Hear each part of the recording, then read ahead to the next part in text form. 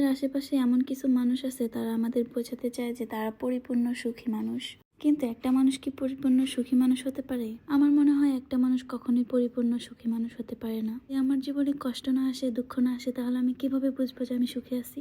আর যারা বেশি বেশি দেখায় যে আমি সুখে আছি, ভালো আছি, আমার থেকে সুখের কারণ নাই, আমার এটা আছে ওটা আছে, খোঁজ নিয়ে দেখেন তারাই সবচেয়ে থেকে বেশি কষ্টে আছে। সো হ্যালো এভরিওয়ান, আসসালামু আলাইকুম। আপনারা সবাই কেমন আছেন? আলহামদুলিল্লাহ আমি ভালো আছি। আজকে আমরা বের হচ্ছি বাইরে লাঞ্চ করার জন্য। আজকে আমাদের সকালে কোনো কিছু রান্না করা হয় নাই, এমনকি নাস্তা পর্যন্ত করা হয় নাই। সকালে ঘুম থেকে উঠে রেডি হওয়া শুরু করে দিছি, কারণ আমাদের আজকে আমবাগানেও যাওয়ার কথা ছিল। আমাদের এখান থেকে 1 ঘন্টার জার্নি, মানে গোদাগাড়িতে যাওয়ার কথা আমাদের। ছোট বাচ্চা থাকার কারণে আমরা ভেবেছিলাম সকালবেলা বের হবো, তাড়াতাড়ি চলে আসবো, সন্ধ্যার আগে চলে আসবো, কিন্তু আসলে আমাদের সেটা হয়নি। আমরা এখান থেকে বের হয়েছি অনেক লেটে, খাওয়া দাওয়া করার পরে 3টার দিকে বের হয়েছিলাম।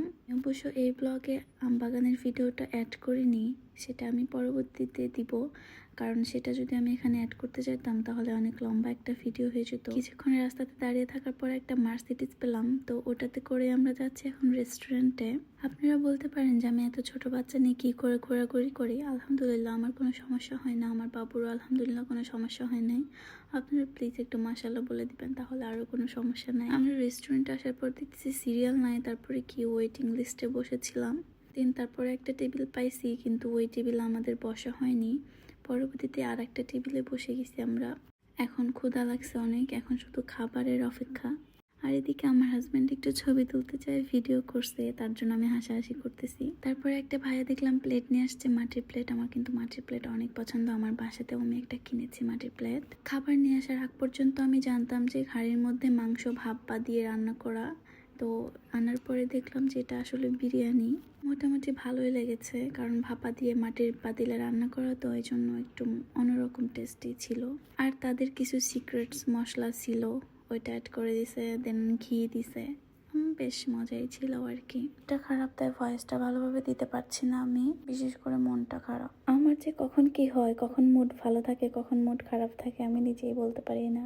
আসলে আমাদের এটা মেয়েদের কমন সমস্যা, মুড সুইং হওয়ার ব্যাপারটা। তো যাই হোক, এদিকে কোকো সার্ভ করে দিচ্ছে আমাদেরকে। মিনা আমাকে ভিডিও করছিল দেখে আমি হাসছিলাম। ছেলেকে কোলে নিয়ে খাবার খাচ্ছিলাম। কোকো আমাকে একবার বলছিল যে তুমি খাবার খাও, ছেলে আমাকে দাও, কিন্তু আমি বলছিলাম যে সমস্যা নাই বাবু, আমি কোলে নিয়ে খাবার খেতে পারবো, বাট তুমি তো খাবার খেতে পারবে না, একসাথেই খাবার খাই, সমস্যা নাই। দেন আমাদের এখানে খাবার খাওয়া শেষ হয়ে যাওয়ার পর আমরা বের হয়ে গেছিলাম আমবাগানের উদ্দেশ্যতে। যেতে চাচ্ছিলাম না, অনেকটা বিকাল হয়ে গেছে, কিন্তু ভাইয়া আমাদের জোরাজোরি করে নিয়ে গেল। ভাইয়া হলো রাজশাহীর লোকাল, আমাদের পরিচিত একজন ভাই। সরি, ভাইয়ের নামটা আমার মনে নাই। তো হচ্ছে এটা তার নানি বাড়ি প্লাস জমিদার বাড়ি। তো পরের পার্টে সবকিছু জানাবো। ভালো থাকবেন সবাই, টাটা, আল্লাহ হাফেজ।